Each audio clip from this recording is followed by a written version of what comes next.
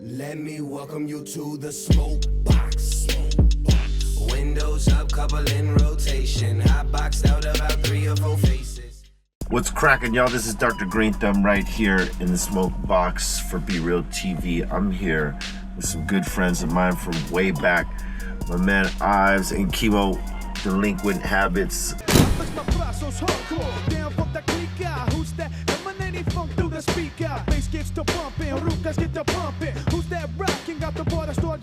You know, up in this bitch. How you doing, gentlemen? I'm ready to have fun, man. Well, we can light them up. We're on Funky Field Tips. This is some California cherry, I believe.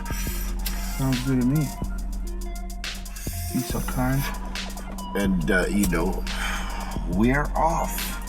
Now, fuck, a lot of people probably don't know this, but we go way back.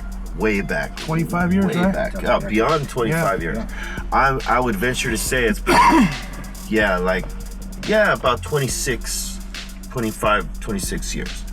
And, you know, when I met you guys, Muggs and Sendog and I were working out in this gym in Norwalk. Yeah. Because I lived in Down East, Sendog lived in Southgate, Muggs lived in Bell Gardens. And that was the one place we could work out without being fucking bothered by anybody, right? Except us. And you guys worked at the gym. You guys were trainers at the time. And I kind of cut loose from the gym because I moved towards Venice or something like that. So I wasn't. I remember that over Venice there. back. And so I kind of lost track what was going on, and I did not know that you guys were like fucking actually putting something together until Sendog brought it to us. And when he brought it to us, you know, when he unveiled it, I mean, y'all fucking hit with a fucking smasher. Yeah, it worked out, huh? Yeah, that came out real nice. That was a surprise for us too.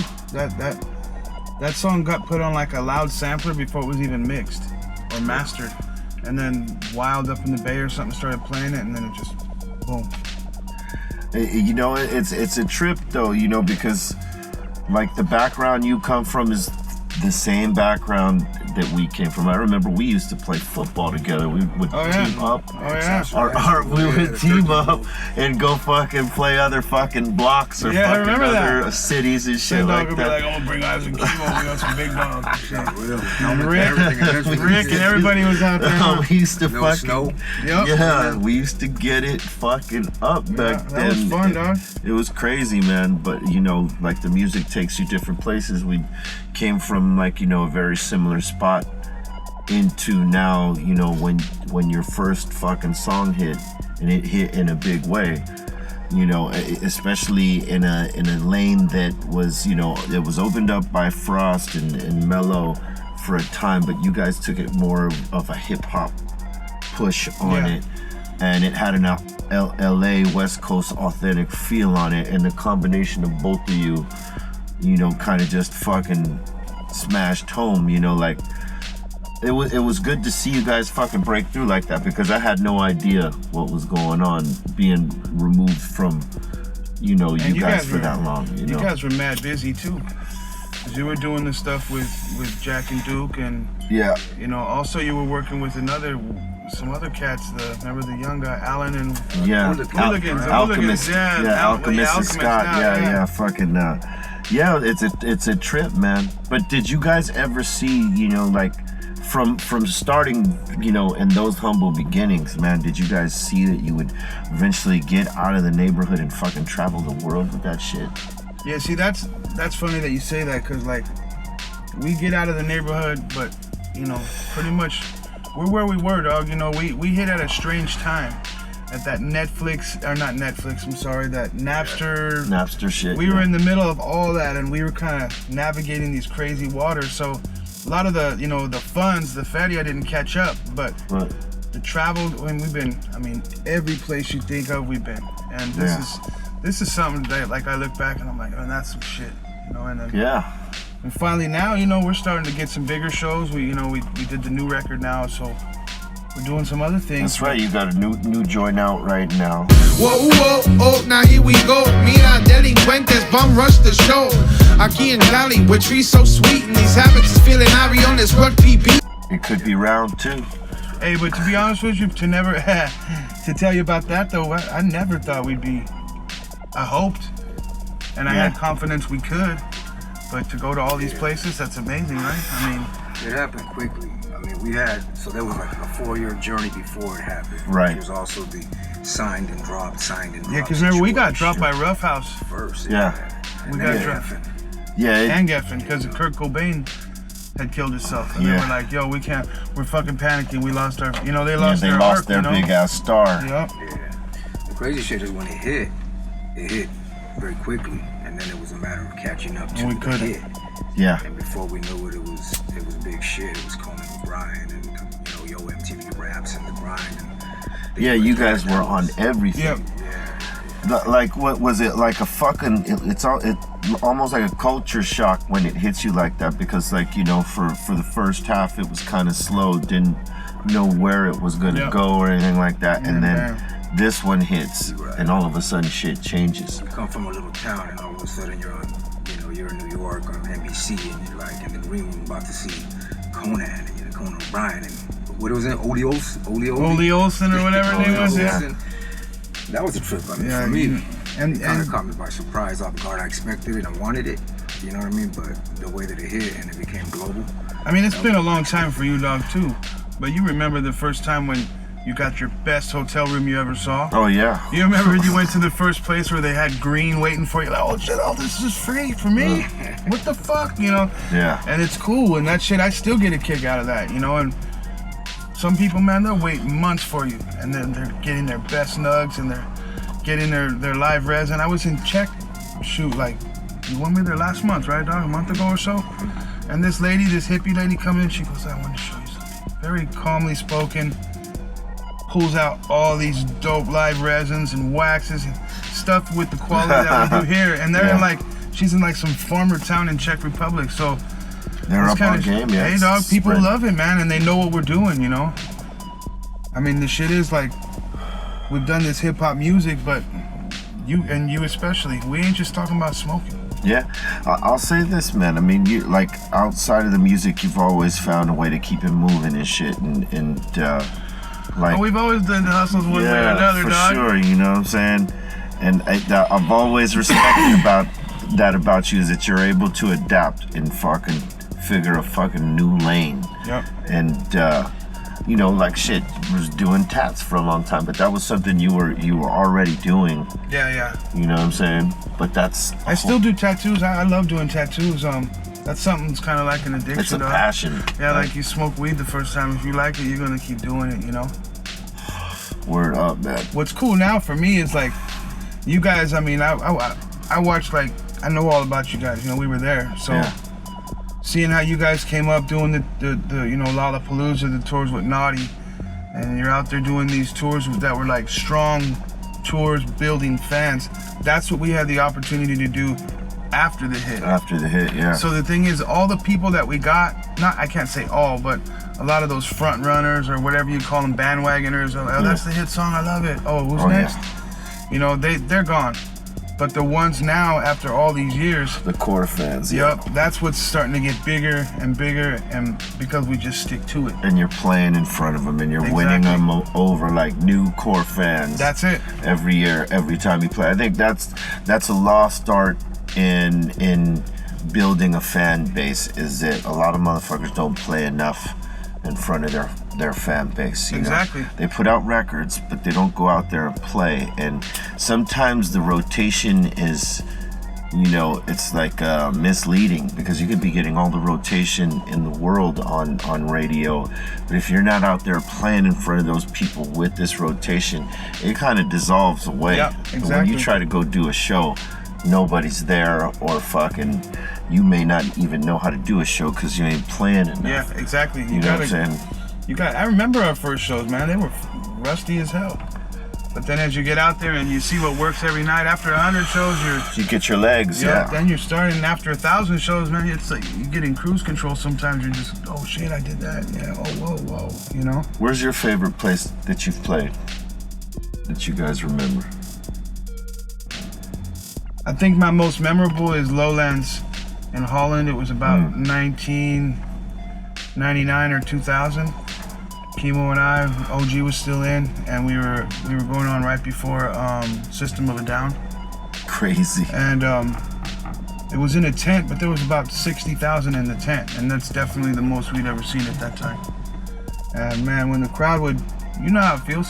Yeah. When a crowd that's in front of you, I mean, you guys have a million sometimes. So when you have all them people and they're yelling at you with those sound waves, you feel that. It's almost like you feel like you're in a windstorm or something. So I don't know, man. To me, that was one of my biggest memories. My favorite place to play by far is the Eastern Bloc. Eastern Bloc, yeah, they go crazy. Yeah, that's what it is, dude. I want my show, when I'm up there, I like the crowd to entertain me too. Yeah, they go crazy. They got a lot of energy over there, especially for hip hop and the 90s shit. A dude in Bulgaria one time, in the crowd, we finished tequila bottles, gave one out to the crowd thinking he's gonna get it signed later like any normal dude. Homeboy turns the fucking bottle over and smashes it across his own face and dancing the rest of the show, blood everywhere, all over us. It was just a nightmare. He wanted your guys' DNA. Yeah, he's gonna take you home. Dog. He said, okay, there's a little bit of their DNA in this bottle. He's gonna clone us. He's gonna make some DH marionette hip hop puppets for the Eastern Bloc. Hey, they're enthusiastic fans to say the least, bro. I'll tell you. Hey, so how'd you feel the first time you went there way back? And another sweaty ass dude you don't know came up and just smacked you a big ass kiss on your cheeks. Like, I don't recall that. I don't ever recall that ever happening. That shit happened to me, dude. They love people over there, dog. Yeah, but that's not. Yeah, it's not common to us. Yeah, that's you don't do that. You give them, a pound. Maybe a half hug and shit. You know, that's to get down out here. Maybe just slap hands. But out there, they get emotional, dude. They love their hip hop out there. Oh, dude, they know their shit. Like, what trips me out there, and not to talk shit, I'm not talking shit on anybody, but I'm just saying it's amazing the knowledge and the scope of the range from the earliest to the newest. They know their hip hop over there. They sure do. They got knowledge. Yeah, and that's what trips me out. That's why you have these people that, if they haven't seen you for a while, if they know you have quality stuff, they're gonna come out. They're gonna get your merch. They're gonna get your, it's really good for us as being independent and kind of, sometimes it's a little shoestring, you know how that goes. I mean, you got your own little TV thing going on here, you know how that goes, budgets and things, they come up. So when we're out there doing it, it's nice to see these fans come out and support you and share and post. And, by the way, you guys, you shared the California Link video and, something like 400,000 more people saw it. So that's, that's the kind of shit that we all need. And I remember from when we all were first rolling, I remember, when you guys were on the tour with Rage, and I flew out to DC with Sendog. And it was crazy, dog. They pulled Sendog off the stage and we were trying to take his jewelry. We had a big old scrap. It was awesome. Me and Snowman were having a good time that night. So. People were crazy back then, dog. That was with Rage and Seven Year Bitch. Yeah. It was a good tour. Fuck yeah. Fucking name, man. So who's on the new album with you? I mean, who produced it? Produced it was DJ Invincible for the most part, with a cat called Ruck P from Switzerland. They're both Swiss up-and-coming producers.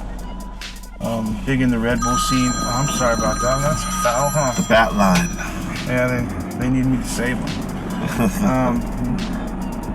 We also work with a couple producers out of here too, right, Don? Yeah, Jay Maddock, a young producer out here out of LA. He produced 2 of the tracks on there.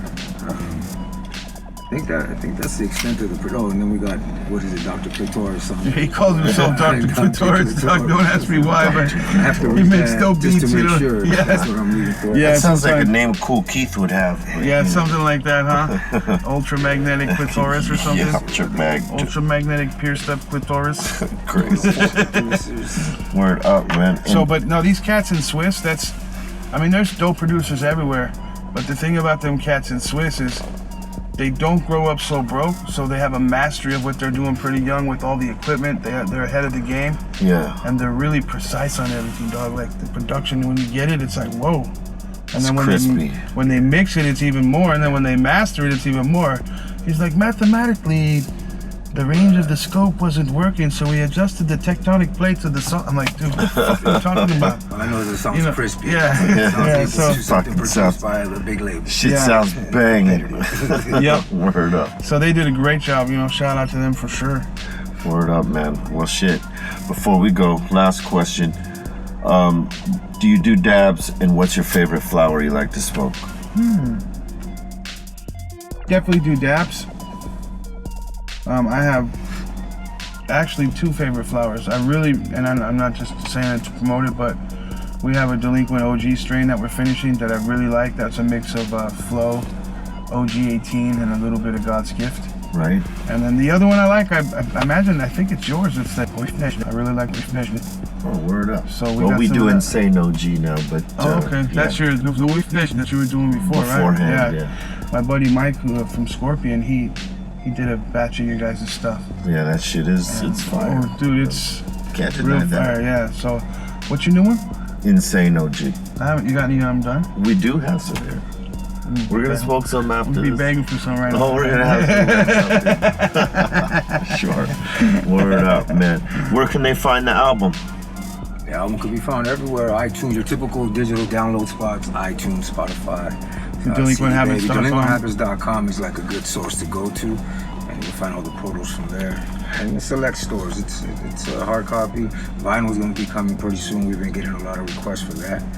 And the follow-up single, Go Easy, is our intent. So that's on its way into production, and so coming soon. Just finished our 4th video. We got 3 more in the pipeline. So you guys are getting ready to roll out on tour too, huh? Yeah, we're going for it, dog. And then yeah. Your boy Sandog's on it. 2 songs. He's on California, right. as you saw, and then That's another right. one called 1, 2, 3. That's what's up. And yeah, we're just doing our thing, man. It's good to see you guys reconnect like that, man. That shit is tight. It's nice like that. Yeah, hell yeah, man. Let them know how they can find the movement, all that shit. You know what I'm saying? Yeah, you can go to Delinquent Habits Music on the Instagram, also on Facebook. Ives Irie, Chemo the Blaxican. You can hit up delinquenthabits.com. You can go to scorpion.com and check out all of our strains. Shoot, we're everywhere. Just check us out. That's what's up. This has been another Smokebox right here, BREALTV. Leave a comment, subscribe to the channel. Fuck with Delinquent Habits, you know what I'm saying? Peace. Till the next one. Let me welcome you to the Smokebox. Windows up, couple in rotation. I boxed out about 3 or 4 faces.